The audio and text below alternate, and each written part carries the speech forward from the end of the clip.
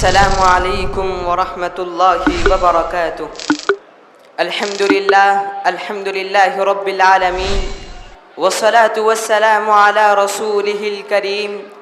اشہد ان لا الہ الا اللہ وحدہ لا شریک لہ واشہد ان محمدا عبدہ ورسولہ، اما بعد۔ قال اللہ تبارک وتعالی فی کلامہ المجید والفرقان الحمید، فأعوذ بالله السميع العليم من الشيطان الرجيم، بسم الله الرحمن الرحيم، إنا نحن نزلنا الذكر وإنا له لحافظون۔ حاضرین محفل، بزرگان دین، عزیز دوستوں، علماء کرام، پردہ نشین خواتین اسلام اور عزیز بھائیوں، آج کی اس محفل میں میری تقریر کا عنوان ہے قرآن مجید سے مسلمانوں کی بڑھتی ہوئی دوری۔ دنیا کی کتابوں میں قرآن چمکتا ہے، دنیا کی کتابوں میں قرآن چمکتا ہے، قرآن میں اللہ کا فرمان چمکتا ہے۔ عادت بنا لے جو تلاوت قرآن کی، اللہ کی نظر میں وہ انسان چمکتا ہے۔ محترم حاضرین، قرآن مجید اللہ رب العالمین کی وہ آخری انقلاب آفری کتاب ہے جس کو اللہ رب العالمین نے اپنے محبوب پیغمبر جناب محمد الرسول اللہ صلی اللہ علیہ وسلم پر نازل فرمایا، اور دیگر آسمانی کتابوں کے برعکس اس کتاب کی حفاظت کی ذمہ داری لیتے ہوئے ارشاد فرمایا، انا نحن نزلنا الذکر وانا له لحافظون، بے شک ہم نے قرآن مجید کو نازل کیا ہے اور ہم خود ہی اس کے محافظ ہیں۔ یہی وجہ ہے کہ آج سے 1450 سال پہلے جو قرآن تھا، آج بھی وہی قرآن حرف بحرف ہمارے ہاتھوں میں موجود ہے۔ یہی وہ کتاب ہے جس کو اللہ نے تمام انسانوں کے لیے ہدایت بنایا۔ یہی وہ قرآن ہے جس مہینے میں نازل ہوا، وہ مہینہ تمام مہینوں کا سردار، جس رات میں نازل ہوا وہ رات تمام راتوں کی سردار، جس شہر میں نازل ہوا وہ شہر تمام شہروں کا سردار، جس رسول پہ نازل ہوا وہ رسول تمام رسولوں کا سردار صلی اللہ علیہ وسلم، جس امت پہ نازل ہوا وہ امت تمام امتوں میں سب سے افضل۔ اللہ نے کہا، کنتم خیر امت اخرجت للناس تأمرون بالمعروف وتنہون عن المنکر وتؤمنون باللہ، تم بہترین امت ہو، تم لوگوں کو نیکی کا حکم دیتے ہو، تم لوگوں کو برائیوں سے روکتے ہو، اور تم اللہ پر ایمان لاتے ہو، کہہ کر خیر امت کا خطاب دیا۔ حاضرین، قرآن مجید کی اتنی ساری فضیلتیں ہمارے آنکھوں کے سامنے ہوتے ہوئے بھی آج ہم نے قرآن مجید کو طاقوں کی زینت بنا لیا ہے اور قرآن مجید کو بے فائدہ سمجھ لیا ہے، جبکہ کائنات کے رب نے کہا، ان ھذا القرآن یہدی للتی ہی اقوم، قرآن مجید تمہیں یہ وہ راہ دکھاتا ہے جو بالکل سیدھی راہ ہے۔ قرآن مجید کے اتنے سارے فوائد ہمارے آنکھوں کے سامنے ہوتے ہوئے بھی آج ہم نے قرآن مجید سے دوری اختیار کر لی ہے۔ حالانکہ اگرچہ میں یہ کہوں کہ ساری کائنات کے اندر اگر کوئی ایسی کتاب ہے جس کے اندر پورے طور پر انسانی زندگی کا نظام اور مکمل ضابطہ حیات ہے، تو میں یہ کہنے کا حق رکھتا ہوں کہ وہ صرف اور صرف قرآن مجید ہے، جس کے بارے میں رسول اکرم صلی اللہ علیہ وسلم نے ارشاد فرمایا، خیرکم من تعلم القرآن وعلمہ، تم میں سے بہتر ہے وہ شخص جو قرآن مجید کو سیکھے اور سکھلائے۔ یہی وجہ ہے کہ کل جن گھروں میں قرآن مجید کی تلاوت کی آوازیں گونجا کرتی تھی، آج انہی گھروں سے فلمی گانے اور مختلف لغو قسم کی آوازیں گونجا کرتی ہیں۔ آج کا ہمارے مسلمان کو قرآن مجید سے دور دیکھ کر آنکھیں اشکبار ہو جاتی ہیں۔ آج کا ہمارا مسلمان قرآن مجید کی تلاوت تو نہیں کرتا، تراویح کی نماز تو نہیں پڑھتا، لیکن تراویح کی نماز میں حافظ صاحب کا قرآن ضرور سنتا ہے تاکہ یہ معلوم کر سکے کہ حافظ صاحب کتنے پانی میں ہیں۔ استغفر اللہ، لوگوں اپنی اصلاح کر لو، سدھر جاؤ، دوسروں پر نظر رکھنے سے پہلے خود پر نظر ثانی کر لو۔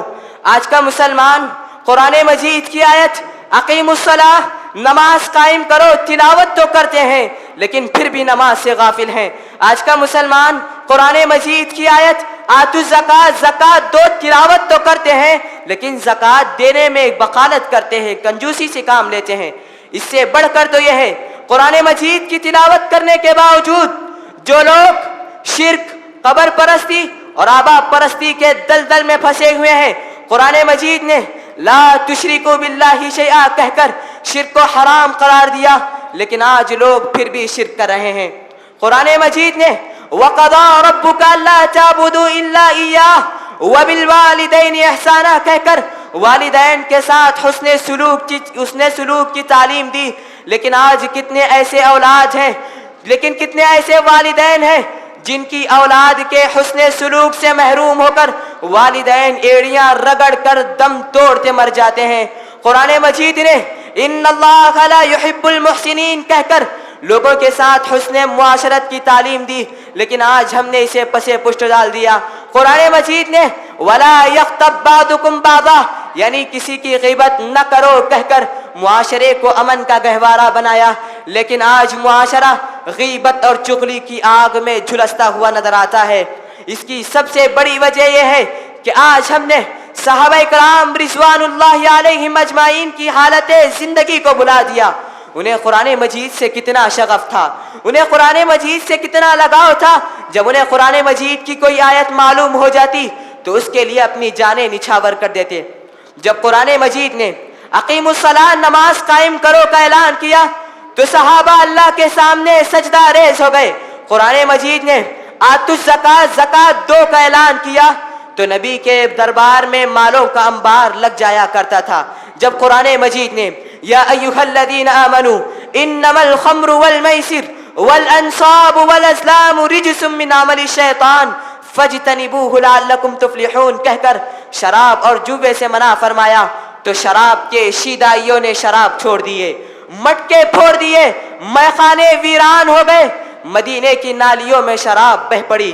قرآن مجید یہ وہ کتاب ہے جو لوگوں کی زندگیوں میں انقلاب پیدا کرتا ہے۔ حضرت عمر جیسے پتھر دل انسان جب قرآن مجید کی چند آیتیں سن کر لا الہ الا اللہ کہنے پر مجبور ہو گئے۔ حضرت مصعب بن عمیر کو رسول اللہ صلی اللہ علیہ وسلم نے ہجرت سے پہلے مدینے کی سرزمین پہ اسلام کی تبلیغ کے لیے بھیجا تو یہ قرآن مجید ہی تھا جس نے سعد بن معاذ اور اسید بن حذیر رضی اللہ تعالیٰ عنہ کو رسول اللہ کی رسالت کا اقرار کرنے پر مجبور کر دیا۔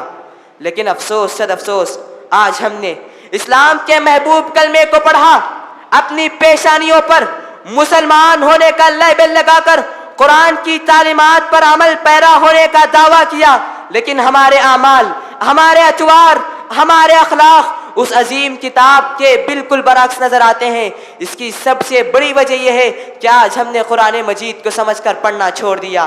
اگر آج ہم نے قرآن مجید کو سمجھ کر پڑھا ہوتا تو ہمیں معلوم ہوتا کہ شرک بڑا ظلم ہے، ان الشرک لظلم عظیم، اور مشرک پر جنت حرام ہے، انہ من یشرک باللہ فقد حرم اللہ علیہ الجنہ ومأواہ النار وما للظالمین من انصار۔ قرآن مجید نے والسارق والسارقۃ فاقطعوا ایدیہما کہہ کر چوری کرنے سے منع فرمایا، ولا تأکلوا اموالکم بالباطل کہہ کر لوگوں کے حقوق کو غصب کرنے سے منع فرمایا، وما آتاکم الرسول فخذوہ وما نہاکم عنہ فانتہوا کہہ کر جو رسول دے وہ لے لو، جو رسول جس سے منع کرے اس سے رک جاؤ کہہ کر رسول اللہ کی اطاعت کا حکم دیا، ان کی خلاف ورزی سے منع فرمایا۔ آج ہم نے ان میں سے کسی ایک کو اپنے گلے کا ہار بنایا، کسی ایک کو اپنایا تو کسی ایک کو ترک کر دیا۔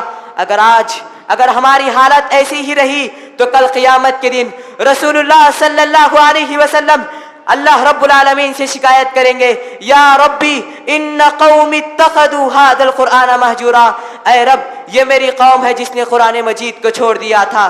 تو اس وقت ہم کیا جواب دیں گے؟ قرآن مجید سے دوری کا نتیجہ ہے، قرآن مجید کی تلاوت نہ کرنے کا نتیجہ ہے، اس کے معنی و مفاہیم کو نہ سمجھنے ہی کا نتیجہ ہے کہ ہر جگہ آج ہم ذلیل ہو رہے ہیں، ہر جگہ آج ہم ذلیل و خوار ہو رہے ہیں، ہر جگہ ہماری جاہ و حشمت، ہماری شان، ہماری شوکت ہم زوال پذیر ہو رہی ہے۔ بھلا نبی صلی اللہ علیہ وسلم کا فرمان کیسے جھوٹے ہو سکتا ہے؟